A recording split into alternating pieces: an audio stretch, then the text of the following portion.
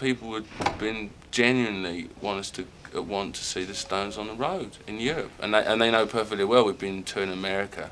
So if we can tour America, why can't we tour here? So here we are. It's 6 years since you're here, wasn't it? Yeah, 6. Yeah. Why 6 has it years taken ago. so long to come back?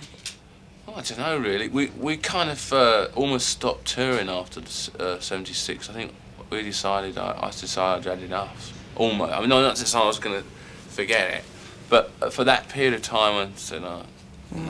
And then they managed to drag us out of mothballs. They being people just bugging you to get on the road. In 78 when we had Some Girls record.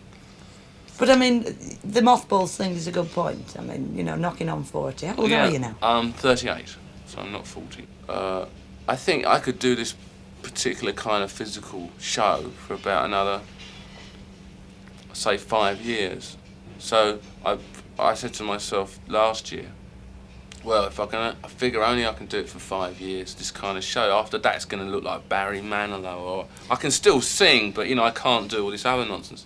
So I figured, we'd better start. So we did a long tour of America, quite a long tour of Europe, and we've got the Dominions. I mean, we haven't done Canada and Australia for ages either. What sort of age group We don't know. You can't pick your audience. You can't pick your age group.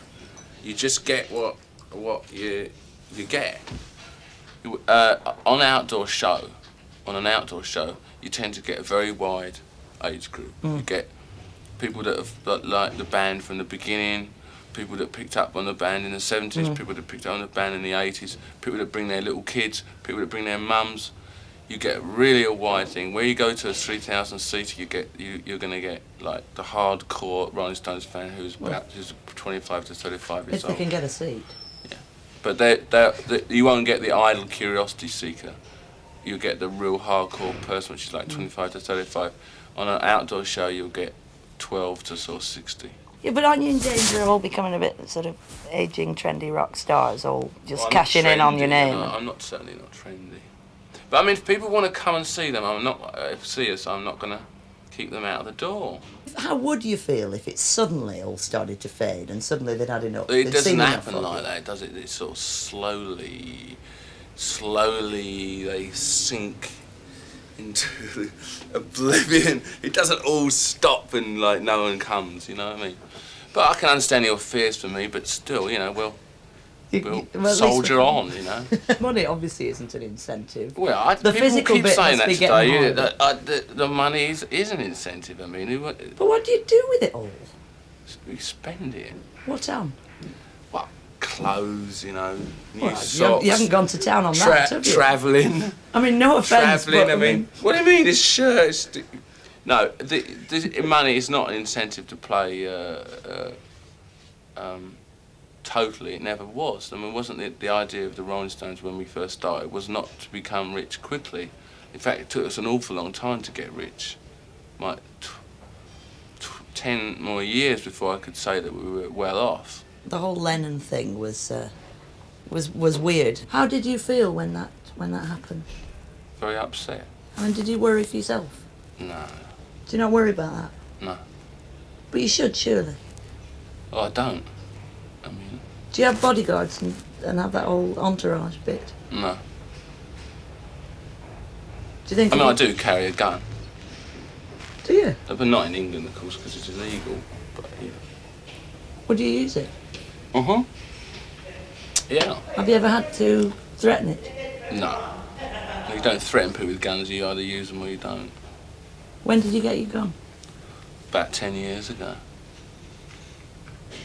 You don't like that? I think that's weird. I mean, if you say on one hand you don't worry about it, on the well, other I mean, hand I'm not going to go around with with 10 people, you know. But I mean, if I'm going to go into a dangerous situation, you know, in some, you know, it's just the done thing. I wouldn't carry it everywhere. Now she's going to ask about ladies. How did you know I was going to ask about ladies? Well, it's inevitable. What I want to know is how often do you see Jerry? When I go home at night, you know, after work, in the office, go to the pub, after the pub. No, I see her quite often, but she's very busy and she's not always in the same Do you prefer it that way? place. Well, I like a working girl. I don't like girls tied around to to the house or waiting on you all the time. Yeah. Does she approve of that? I mean, does she insist on her carrying on working? Oh yeah, I mean Yeah. she's got to earn some money while she's still young. Do you actually live together, or do you lead fairly independent lives? We actually do sometimes live together, but sometimes we live more independent if she's like working here and I'm there. There's one thing I want to ask. I mean, like, Dylan has found God. He's just given that up. I've got to update you. Oh, he's given that up, has He's he? given that up, and yeah, I'm not kidding. And he's gone back to being an Orthodox Jew. That's correct, isn't it? Yeah. Fine, well, thanks for that information. Right. What about Paul McCartney? Has he given up families? Because that's the thing he got into in the last 10 Well, years. that was Paul's big thing. I don't know. I haven't seen him. But it just strikes me that you're the only one of them who's just stayed very consistent. Doesn't seem to be anything that you've found necessarily. I mean, you've tried marriage, you've tried all the other things, and you keep rolling along. Well, that's very nice of you to say so. That's how I feel. But don't you feel committed to anything? Committed to slow change. I think in the next 12 months you could look forward to a lot of experimentation rather than keeping the same rock and roll. And you're looking forward to the tour? Cheers.